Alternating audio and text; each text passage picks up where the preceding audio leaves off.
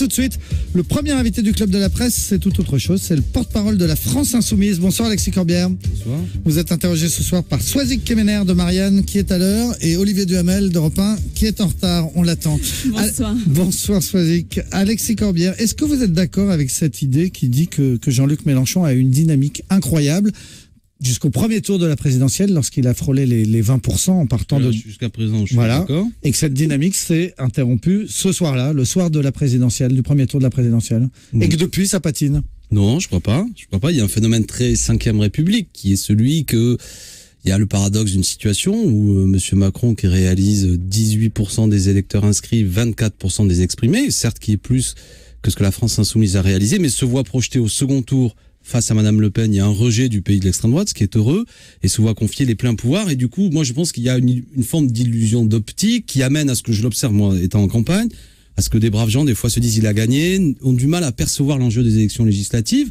et ont du mal à entendre que cette élection peut permettre d'offrir une autre majorité. Donc c'est ça qu'il faut expliquer. Il faut mettre des thèmes politiques pour le faire. Moi, ce que je souhaite, et j'espère qu'on va en parler, c'est dire, par exemple, le code du travail, ça nous concerne tous. Je ne crois pas que la majorité qui se soit retrouvée pour élire Monsieur Macron, pour battre Madame Le Pen là encore, soit une majorité qui dit qu'on va pouvoir discuter dans les entreprises même de la possibilité de baisser les salaires, etc. Mais vous qui êtes en campagne, est-ce que quand vous êtes sur les marchés, vous ne ressentez pas qu'effectivement il s'est passé quelque chose entre les deux tours de la présidentielle et que les Français n'ont toujours pas bien compris pourquoi votre candidat Jean-Luc Mélenchon avait été aussi ambigu sur la façon, sur l'annonce de son choix pour le deuxième tour? C'est une position politique qui consistait d'abord à tenir compte que les 7 millions de gens qui se sont retrouvés derrière la candidature de Jean-Luc Mélenchon avaient une opinion différente là-dessus. Certains ont voté Emmanuel Macron. Je crois même des études montrent qu'ils sont majoritaires.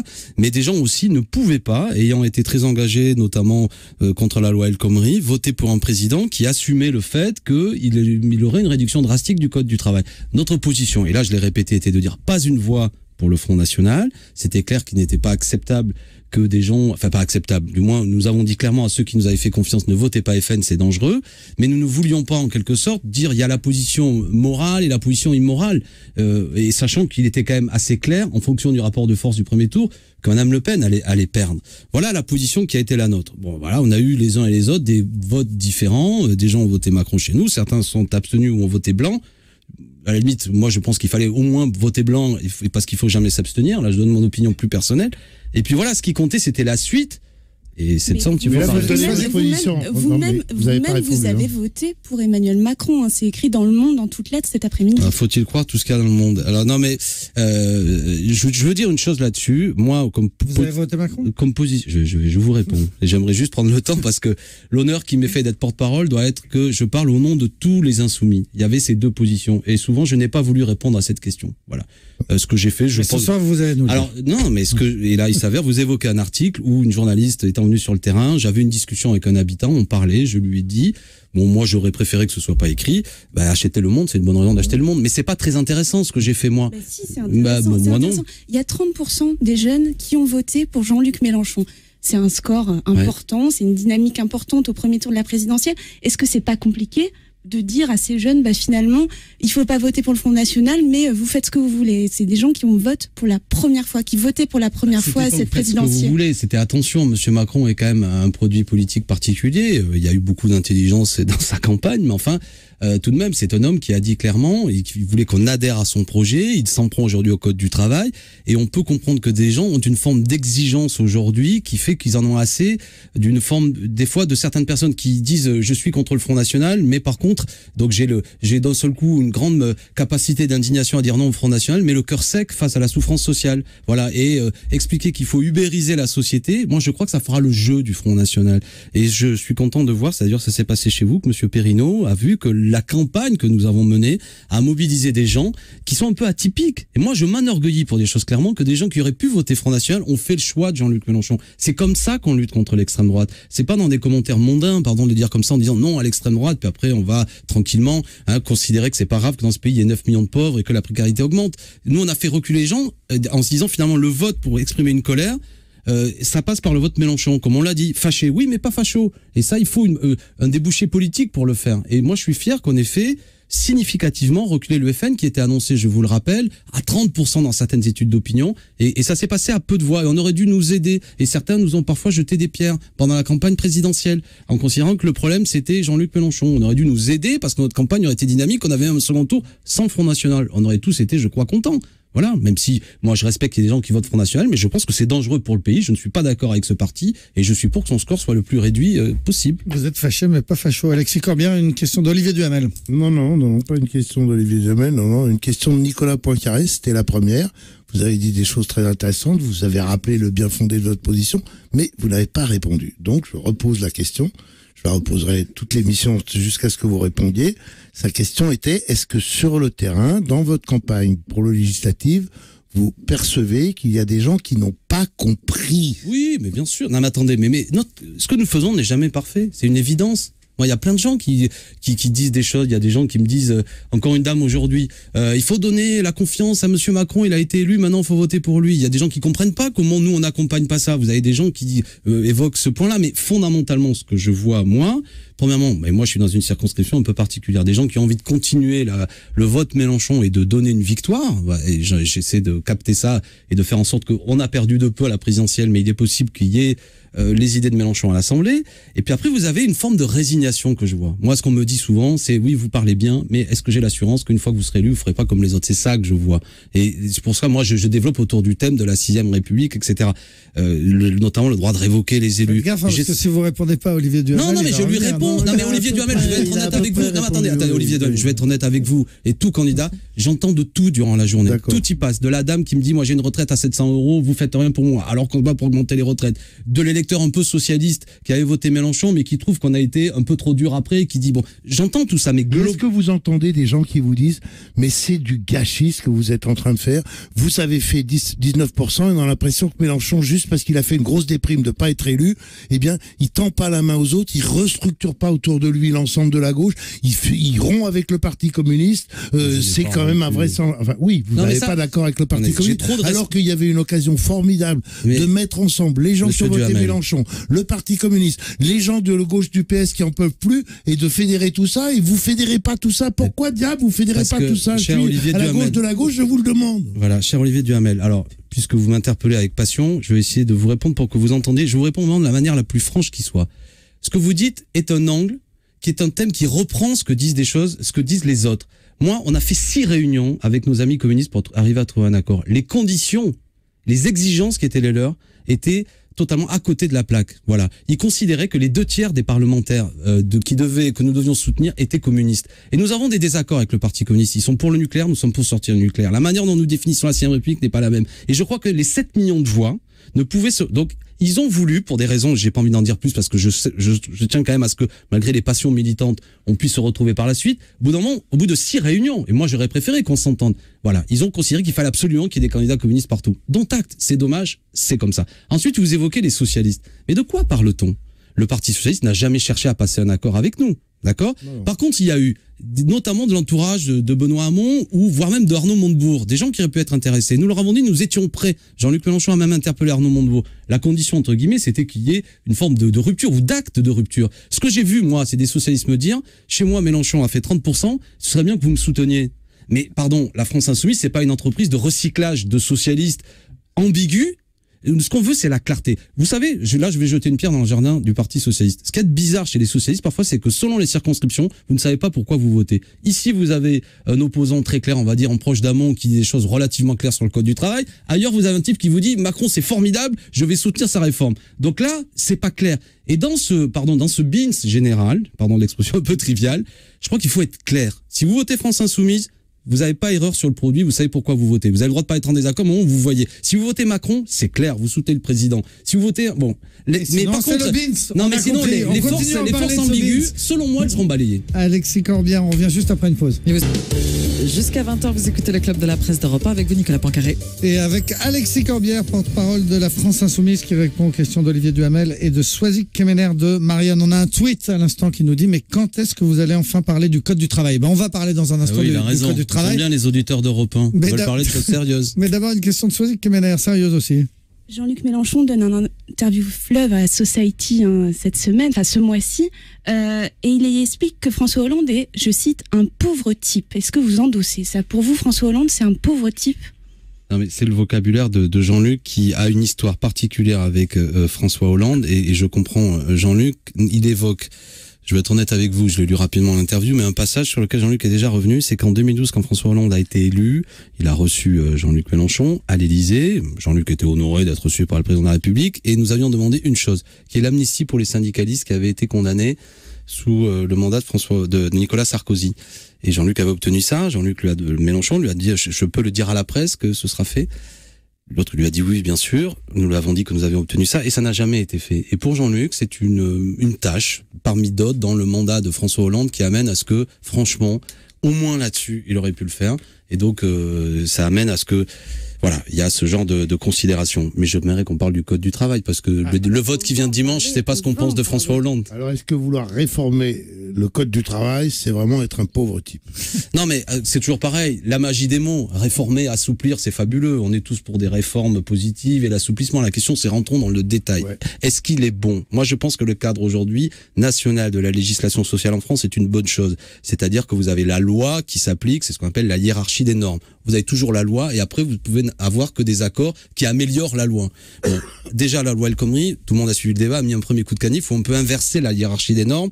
Mais là, ça va plus loin dans ce qu'annonce. Alors, c'est des têtes de chapitre. Monsieur Édouard Philippe, il dit qu'on va pouvoir, le champ de la négociation par entreprise peut être encore plus large, avec notamment la possibilité, écoutez-moi bien, parce que ça a été peu dit, mais la presse a bien fait son travail pour le coup. Bravo le Parisien, Libé, Le Monde. Il faut qu'on discute de cette affaire. Elle est majeure. On peut être pour ou contre, mais dans la clarté. Ça nous concerne tous, nous, nos enfants et tout. Et donc, la possibilité, c'est qu'il y ait des discussions qui vont jusqu'à la rémunération des salariés.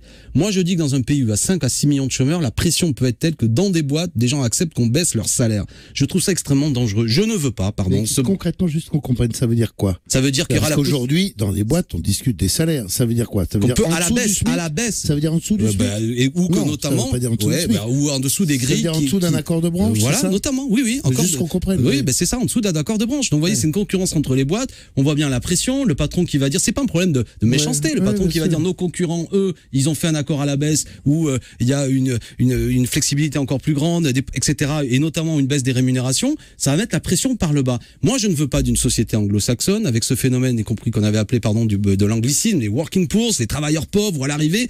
Certes, il y aura un phénomène peut-être un peu moins de chômage, mais d'une précarisation absolue, d'une ubérisation. Moi, je ne veux pas de ça. Alors, je dis, parlons-en. Voilà, on a une manière tranquille et démocratique de trancher cette affaire. C'est le vote de dimanche. Vous êtes pour ça?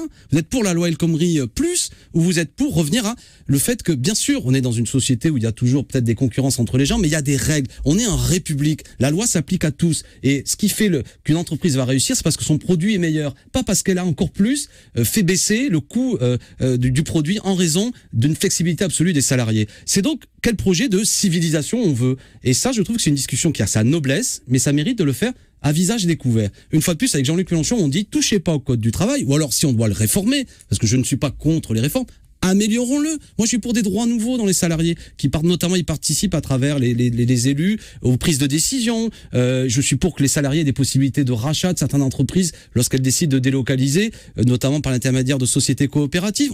Moi, je suis pour, je reprends la phrase de Jaurès, la République a fait du citoyen le roi dans la cité, mais l'a gardé serf dans l'entreprise. Donc, il faut qu'il y ait des droits, qu'on puisse mieux associer et mieux contrôler des décisions dans l'entreprise. On peut faire un référendum dans l'entreprise? Mais le problème de tous ces référendums, c'est que ça fait joli, mais quand c'est des référendums, une fois de plus, avec le pistolet sur la tempe de 6 millions de chômeurs, c'est souvent un marché de dupes. On l'a vu notamment dans des cas, je me souviens des Conti, où vous aviez ces deux entreprises avec le visage magnifique de Xavier Mathieu, où l'entreprise, vous savez, où ils avaient accepté les salariés de baisser leurs conditions de travail, et celle qui a fermé finalement, bon, je me méfie de tout ça. Mais je répète, moi je suis un républicain, peut-être je suis old school, excusez-moi encore un anglicisme, mais je suis pour que la loi soit la même partout, et notamment la législation sociale. Et le code du travail, c'est pas ringard. Ça exprime un degré de civilisation. Et s'il est aussi épais, le code du travail, je vais vous dire, c'est parce qu'il y a de la jurisprudence qui s'est accumulée avec le temps. Vous savez pourquoi? Parce que depuis un siècle, le travail s'est complexifié. Et évidemment qu'il faut la complexification du travail amène à ce que la jurisprudence soit de plus en plus précise pour protéger les gens. Donc, vous voyez, sortons des facilités qui visent à faire croire que si le code du travail était une simple feuille de papier recto verso, ça irait mieux. C'est pas vrai. et on va voir. Et on fera une publicité démocratique, si je puis dire, de tout cela, pour qu'à partir de là, on verra les réactions que ça fait. Il est clair que le gouvernement, qui fait un peu de politique, ils sont pas maladroits, à la veille de ce premier et deuxième tour, cherche à détendre un peu l'élastique, en ayant compris que cette méthode des ordonnances quand même choquait les gens. Il explique qu'il va faire moult réunions. Mais enfin, pour autant, l'idée de l'ordonnance reste. Et moi, je dois dire que je suis un peu étonné qu'un parlementaire se présente devant les électeurs en disant votez pour moi, mais si vous votez pour moi, je voterai une loi qui fera en quelque sorte que le Parlement sera court-circuité. Alors on me dit c'est la 5e République le permet, soit, mais j'ai le droit aussi de dire que je trouve que c'est un des traits autoritaires de ces institutions. Un parlementaire qui est, je vais être un peu populiste, un parlementaire qui est confortablement indemnisé doit jouer son rôle de parlementaire totalement et examiner les textes. Et je trouve indigne, je vais le dire, que franchement on dise pour ce qui est de cette affaire, il faut que ça aille vite et on va faire des ordonnances. Non, il faut prendre le temps de la discussion. On parle du quotidien des gens. On travaille tous, on est des salariés. On ne parle pas de petites choses. On me prend l'exemple de 81. Oui, mais François Mitterrand l'avait fait. Oui, mais pour des acquis sociaux pour lesquels il fallait aller vite, sur lesquels l'ensemble du pays était majoritairement d'accord. J'affirme à ce micro que je ne crois pas qu'il y ait une majorité sociale, politique pour faire cette modification du code du travail. Et donc voilà. Donc le député que je serai et tous mes amis sera un député vigilant, exigeant, qui travaillera sur les propositions, qui les fera connaître et qui évidemment tempêtera avec les moyens qui sont les nôtres. Si on est majoritaire, évidemment, ce serait formidable, mais qui utilisera à plein son pouvoir d'interpellation et de combat politique, je l'assume, parce que c'est la noblesse, me semble-t-il, du combat politique, de dire là-dessus, je suis pas d'accord. Et si les organisations syndicales, parce que tout de même, j'ai l'oreille fine, ce que dit la CGT, ou même FO, et puis les autres organisations syndicales, qui à mon avis ne s'y retrouveront pas, sans doute appelleront des mobilisations, et ensemble nous manifesterons. On a quand même encore le droit de manifester dans ce pays. J'ai entendu M. Castaner dire qu'il faudrait pas que le pays soit bloqué, mais que veut-il dire ? Le droit de grève risque d'être mis en question. Mais est-ce que ça va pas être compliqué par l'agenda? Parce qu'il faut mobiliser pendant l'été, là, pour... Moi, je trouve pas ça très élégant, pour le dire gentiment.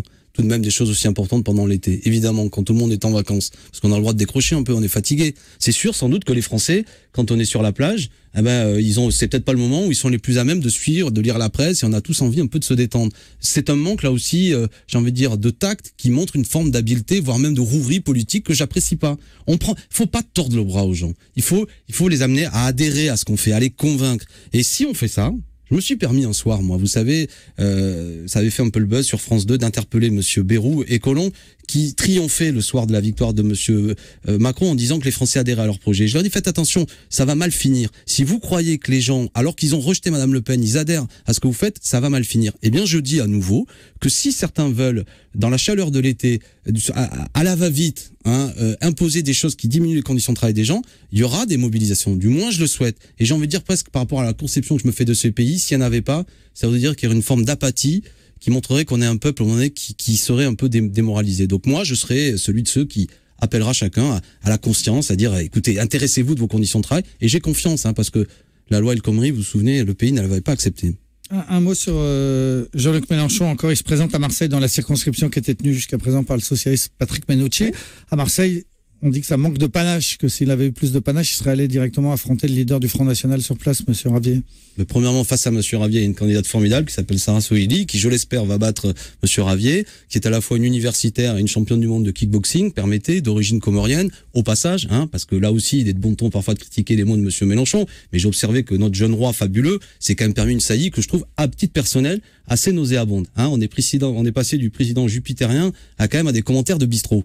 Donc là, tout vous ça. Parlez de la phrase sur les bateaux. Voilà. Non, mais j'en profite pour saluer Sarah, qui fait partie de cette jeunesse française, notamment d'origine comorienne, et qui, à Marseille, est sensible à ces questions-là. Bref, donc je souhaite bon vent à Sarah, qui, je l'espère, l'emportera face à Stéphane Ravier. Mais comment dirais-je? Jean-Luc Mélenchon, il profite de cette élection aussi pour tourner dans toutes les circonscriptions et nous aider à être la locomotive de la campagne. Oui, nous avons fait le choix collectif dans une circonscription où beaucoup d'électeurs avaient voté Mélenchon. Donc voilà, j'informe Patrick Menucci, qui est un homme par ailleurs que je respecte, même si je trouve qu'il va un peu fort. Faut arrêter là. J'ai envie de dire, Patrick, tu me fends le cœur là au bout d'un moment, parce que faut pas déconner, quoi. Il en fait un peu sur tous les tons. Je veux bien qu'il se sente en danger, mais il est pas obligé d'être insultant à ce point-là. Mais elle lui appartient pas, la circonscription. Eh ben, s'il y a 40% des gens qui ont voté Mélenchon à la présidentielle, c'est peut-être pas idiot ou baroque de se dire, Mélenchon, il peut être le député de ces gens-là. Et par ailleurs, un paradoxe que quand vous êtes contre le présidentialisme, contre les Césars pour une 6e République, que sur la plupart de vos affiches électorales, il y a à côté de la photo du candidat en très grand la photo de Mélenchon. Oui, mais bien sûr que c'est un paradoxe. Mais de la même façon. Paradoxe, c'est même gentil. Oui, mais j'entends bien, mais Macron fait pareil. Ce que vous dites, cher Olivier. Oui, Macron fait pareil. Enfin, je veux dire, Macron fait pareil, Macron n'est pas votre référence. Non, mais j'entends bien. Mais moi, je l'ai vécu à titre personnel. Vous savez, les gens me disent pendant la campagne, on vous a vu. C'est le jeu des médias. Voilà. Aujourd'hui, vous avez une personnalisation de la vie politique. Et évidemment, pour faire clair, notamment quand vous vous adressez, nous, là, on suit la vie politique finement, mais pour des gens, c'est un peu, aujourd'hui, c'est une marque, Mélenchon. Donc oui, effectivement, moi, je le fais d'ailleurs sur mes affiches, Mélenchon et ma tête. Voilà, pour que ce soit clair. C'est comme le port-salut, c'est écrit dessus, voilà. Et si tu vois son visage et tu te dis, tu sais pourquoi tu votes. Ça va vite. Et Monsieur Macron fait la même chose. Et j'observe que beaucoup d'autres forces politiques ont fait la même chose. Et j'observe par contre, alors, si on veut discuter d'affiches, qu'il y a par contre, là aujourd'hui, des pudeurs de gazelle, pour reprendre l'expression, de la part de beaucoup de candidats socialistes, pour lesquels il faut une loupe, et encore même, voire même un microscope pour savoir si c'est le point et la rose. Ils se dissimulent désormais, derrière, ce qui montre bien, voilà, le débat doit être clair. On a le droit de pas apprécier la France insoumise et Jean-Luc Mélenchon. Mais je veux que quand on vote, on sait pourquoi on vote. Moi, c'est clair, c'est les idées de Jean-Luc Mélenchon, dans le sens, pas ses idées à lui, mais qu'il a portées avec brio, avec panache. Et ça s'appelle l'avenir en commun, 257 propositions. Voilà, lisez-les si vous les connaissez pas encore, mais il y a beaucoup de gens qui les ont appréciées. Merci beaucoup, Alexis Corbière, porte-parole de la France insoumise, premier invité du Club de la Presse.